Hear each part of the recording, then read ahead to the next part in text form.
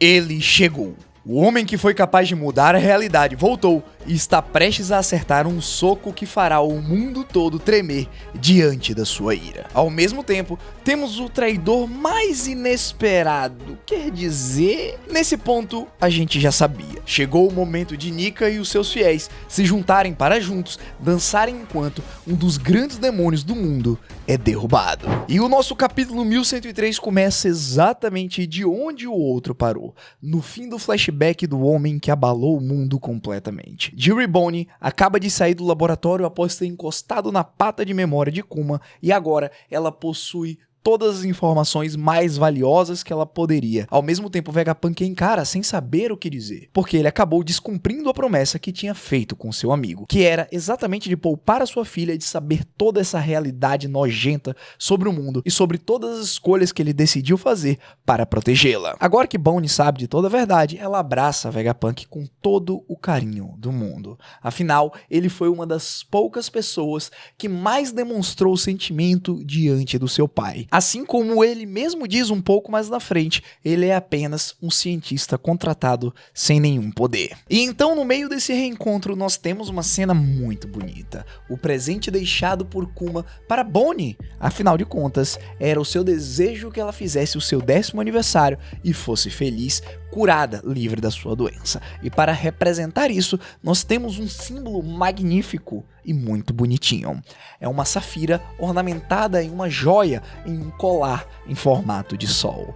Vegapunk diz para Boone que aquilo na verdade era um amuleto de proteção deixado pelo seu pai. A representação dessa cena é incrível. Afinal, como sabemos, Boone foi curada da doença das escamas de safira. Ligado a isso, temos o sol, a representação da liberdade, libertação de Nika, dado pelo seu pai. Juntando essas duas coisas, temos o seu presente. Realmente, Oda, você tá ligado nos detalhes. Meus parabéns. Outra coisa também que Vegapunk fica surpreso é pelo fato de agora Boone saber quem é Luffy, filho do Dragon, um grande amigo de seu pai, e eles juntos terem chegado a Egghead. Realmente não teria como o cientista não ficar surpreso com essa situação, algo como ele diz ser uma manobra do destino. Depois de Boone saber que Vegapunk estará ao lado do Chapéu de Palha, voltamos para o presente, onde ela compreende que a culpa em nenhum momento foi dele, e sim da pessoa que está na sua frente. O deus guerreiro da defesa científica são Jay Garcia Saturn. Ele continua segurando Boone e está prestes a matá-la. Porém, ele começa a perturbar a criança psicologicamente, dizendo que o seu pai está morto. E ao mesmo tempo, o Chapéu de Palha tentam fazer alguma coisa, porém nem mesmo o cozinheiro, o terceiro em comando do Chapéu de Palha, tem poder o suficiente para realizar alguma ação. Olha só o quão poderoso este ancião é. Vemos Luffy deitado, desesperado, pedindo por comida para tentar se recuperar e voltar ao campo de batalha. Quem diria, Luffy? Tem uma criança prestes a ser assassinada e o que você pensa é carninha gostosa? Claro, eu sei que é o seu combustível para você conseguir dar um cacetão no Jay Garcia. Preste atenção a essa cena ao lado, quando Atlas pensa que poderia ajudar o Luffy, mas infelizmente ela também não pode se mover. Temos o Almirante Kizaru pensando no Sentomaru e na Bonnie. Ou seja, ele está deitado ali e alguma coisa não está certo com o usuário da Pika Pika no Mi. As pessoas ao redor do mundo ficam preocupadas e até mesmo Dragon é mostrado perguntando para Ivankov para onde que Kuma possivelmente teria ido. A resposta de Ivan seria que, sem nem pensar duas vezes, ele provavelmente teria ido para Mary Joyce, deixando então o Dragon pensativo, dizendo que o seu amigo é uma pessoa diferenciada. Na sequência, no meio de todo esse caos, Bonnie fica irritada e resolve fazer alguma coisa em relação à situação em que ela está inserida. Pensando nisso, ela chama o ancião Saturn e resolve atacá-lo, utilizando mais uma vez a habilidade que vemos ela usar contra a agente da CP8. Distorção de futuro, um futuro na qual ela é parecida com Nika, Porém, alguma coisa diferente acontece. Por mais que o Saturn tenha ficado assustado ao ouvir o nome de Nika, ele não sofre nenhum dano. A tentativa de Bonnie de atacar o Saturn falhou miseravelmente e ela começa a entender que está ficando cada vez mais fraca. Então temos a revelação de como que os poderes da Toshi Toshi no Mi funcionam e também como é que ela adquiriu tais poderes. Na nossa concepção, em algum momento, a Akuma no Mi nasceu na igreja onde ela estava e ela conseguiu adquirir esses poderes. Porém, as coisas não aconteceram bem assim. Saturn continua esmagando a pequena Bonnie, dizendo que era óbvio que ela saberia quem era Nika, uma vez que ela é filha adotiva do Kuma. Então, obviamente, ele teria revelado os segredos por trás desse nome, mas ela não entende quem é o Guerreiro da Libertação. Não é à toa que em seus pensamentos o Gorosei percebe que Bonnie não conseguiu fazer a conexão entre Nika e a forma branca do Chapéu de Palha. Mas isso nos abre uma porta de interpretação. Caso Bonnie fosse capaz de fazer essa relação, ela conseguiria sim acertar um baita de um socão efetivo na boca do Saturn. Mas então, alguma coisa estranha acontece mais uma vez. Esse campo de batalha tá cheio disso. Luffy está macetando diversos tipos de comida, inclusive a carne que ele pediu, deixando o Saturn sem entender o que estava acontecendo. O ancião pergunta quem foi o traidor que deu a comida para o Chapéu de Palha e manda colocar algemas de Kairosek nele. No próximo quadro, nós vemos uma cena interessante. Enquanto alguns marinheiros estão correndo para prender o Luffy, Kizaru está sentado. Ou seja, olhem bem os quadros que se seguiram. Primeiro, o Almirante da Luz estava deitado, pensando em Sentomaru e na Bonnie. Na sequência, Luffy aparece comendo, mas a gente já sabia que ninguém ali conseguiria se mexer. E depois, o Kizaru aparece sentado. Ou seja, desde o início da invasão, nós já tínhamos a percepção de que o Almirante Botsarino não estava lutando com força total. Na verdade, ele não estava gostando nem o tipo das ações que ele estava tendo que cometer. E agora, durante o flashback do Kuma, nós o vimos dançando aos sons dos tambores da libertação, enquanto todo mundo ali fazia parte da mesma festa da pizza. Juntando todas essas peças, é a mesma coisa de somar 1 mais 1. O resultado esteve sempre na nossa frente. Enquanto ninguém via, a única pessoa com velocidade o suficiente para fazer isso alimentou o Chapéu de Palha para que um raio de esperança pudesse nascer nessa luta e ele pudesse libertar os seus amigos. Ou seja, não é comum isso, mas nós acertamos que Kizaru era um traidor. Estava meio que óbvio, mas Oda poderia inverter a narrativa a qualquer momento, mas ele resolveu não fazer. Kizaru confirmado traidor da marinha e provavelmente o maior ajudante do Guerreiro da Libertação. Voltando para a cena em que o Saturn está segurando a Bonnie, ficamos sabendo o motivo pelo qual os poderes da Toshi Toshi no Mi não funcionam nele. Foi exatamente este Gorosei que deu essa habilidade para ela. Eles fizeram experimentos para ver se um bebê que não comeu a fruta original conseguia ter os poderes através do extrato da fruta. Embora o experimento tenha sido um sucesso, essa fruta não é tão poderosa como nós imaginávamos. Afinal de contas, mesmo que a habilidade dê a capacidade para a Bonnie de se transformar em qualquer tipo de futuro que ela queira, infelizmente tem uma limitação. À medida que o usuário conhece a realidade, o futuro fica mais limitado. Ou seja, como nós também já suspeitávamos, é o poder ideal para uma criança que ainda não viveu muito e grande parte da sua existência é alimentada por sonhos e imaginação. E então vemos um quadro belíssimo do Kuma voando, se aproximando na ilha, enquanto Bonnie, desesperada, grita que quer acreditar em Nika, que ele existe, que desde que o dia que o Kuma se tornou um ciborgue, ela estava tentando procurá-lo e libertá-lo por todo esse tempo. Porém, a mera evidência de que ele não está mais ali a enfraquece. É realmente incrível e poderoso como essa narrativa está sendo apresentada. Por mais que ela queira acreditar em algo, o simples fato de algo ter se tornado real e agora ela saber mais sobre o mundo por ela ter adquirido as memórias do seu pai, faz com que os seus poderes sejam limitados. Ela está incapacitada de fazer qualquer tipo de movimento contra o seu oponente atual. E não para por aí. As coisas vão descendo de nível e o nosso ódio pelo ancião vai se acumulando. O Gorosei diz pra Bonnie que o seu pai também acreditava na lenda ridícula dos vulcaneiros. E então vemos uma cena do Kuma criança no dia em que, lá em God Valley, ele disse que queria salvar as pessoas, assim como Nika. E como se não pudesse ficar mais nojento, ele continua dizendo que ele foi o responsável por fazer os experimentos com drogas em Ginny, aquela que se tornou mais tarde a 8ª esposa da Terra Sagrada. Como sequela, ela acabou adquirindo a doença Escamas de Safira, que foi passado geneticamente para sua filha, que mais tarde acabou tendo os mesmos sintomas. E agora, antes de a gente continuar estendendo a nossa raiva diante dessa pessoa,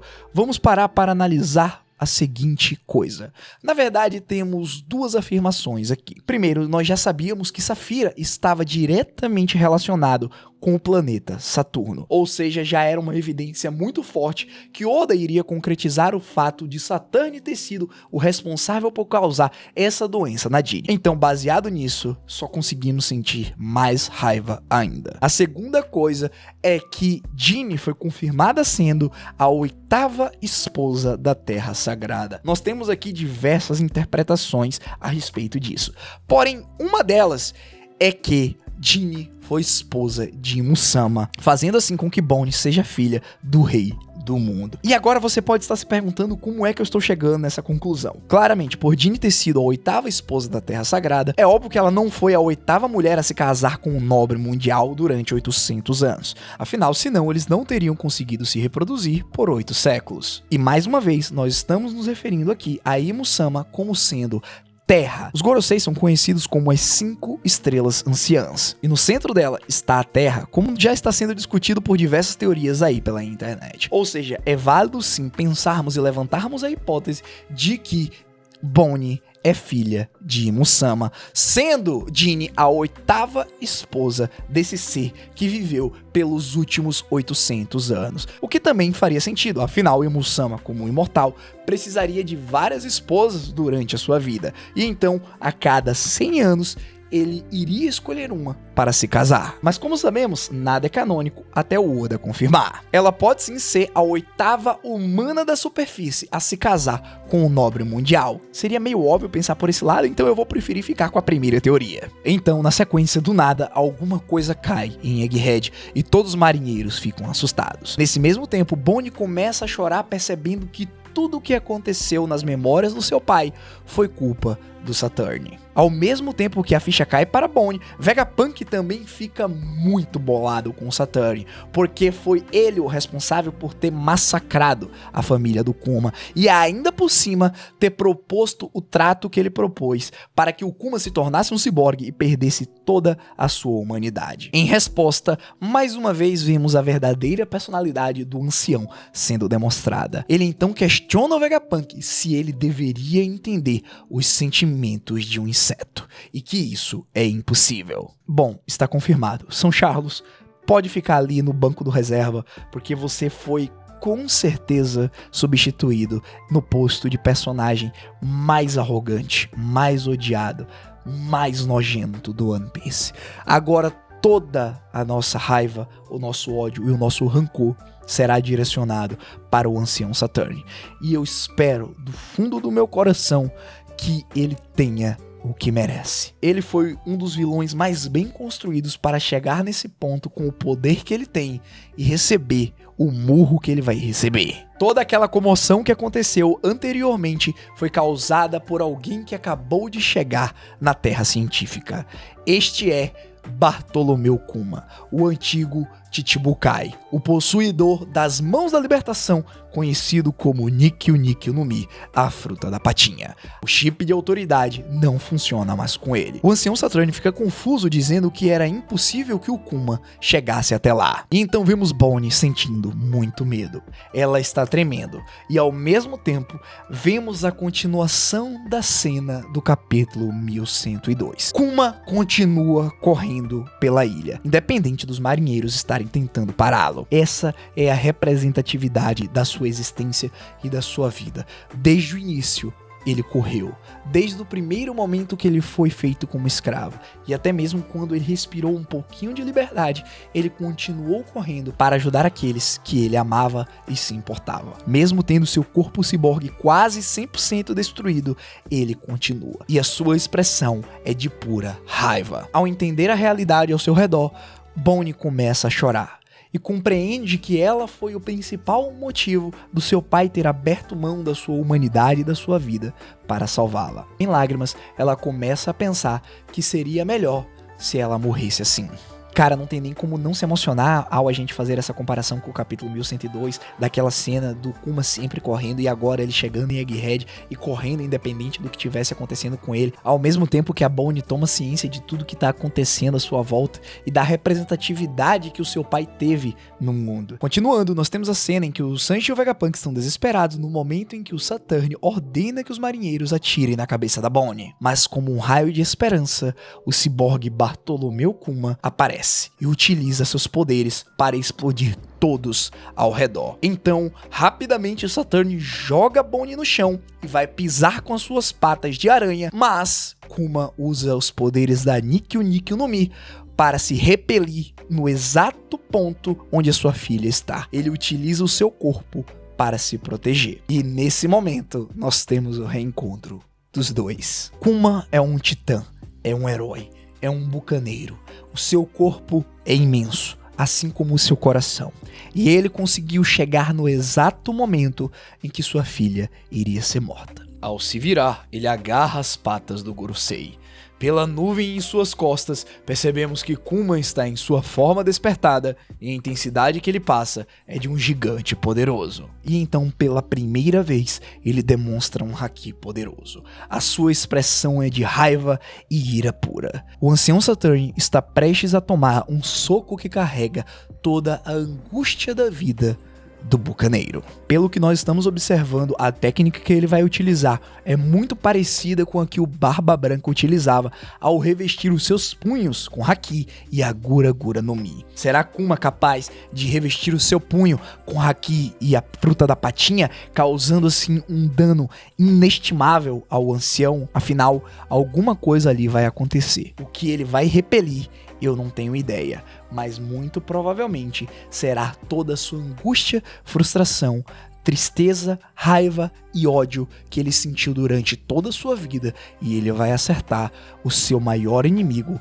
com toda essa descarga de emoções. Afinal, quem mais seria capaz de carregar tanto sofrimento durante uma vida, senão Bartolomeu Kuma, o portador das mãos da libertação, que está prestes a libertar o mundo de um dos demônios que o controla. Este seria o ponto em que eu terminaria o vídeo, mas eu tenho que pedir desculpas pra vocês porque eu tive que dar uma pequena pausa. Eu não gosto desse vídeo, não foi roteirizado porque ele saiu e eu não esperava que ele saísse hoje e sim amanhã. E eu tive que respirar por conta daquela cena do capítulo 1102 que ainda me pega. E misturado agora com o capítulo 1103, com essa cena final, a descarga de emoção que o Kuma tá sentindo, também eu tô sentindo. E realmente foi o melhor capítulo do ano, eu acho. Depois de a gente ter passado por tudo que a gente passou durante os 7 capítulos de flashback, do melhor flashback que o One Piece já viu, na minha opinião, a gente ter sido levado a essa última página, a esse último quadro, o ancião Saturn assustado, porque sabe que uma grande bomba vai vir. Saturn tem conhecimento que aquilo não vai ser um simples ataque, vai ser completamente diferenciado. Então Oda nos deu um belo presente de final de ano, porque realmente nos deixa pensativo e nos faz conectar tudo o que nós lemos até aqui. Prestem atenção. Essa foi a história de Bartolomeu Kuma e ainda não acabou. O desfecho do clímax está aqui e será demonstrado com esta próxima cena. E fico muito grato a todos que acompanharam até aqui, e eu tenho certeza que no próximo mangá nós vamos ter o Guerreiro da Libertação e os seus fiéis lutando lado a lado. Foi um prazer e até a próxima.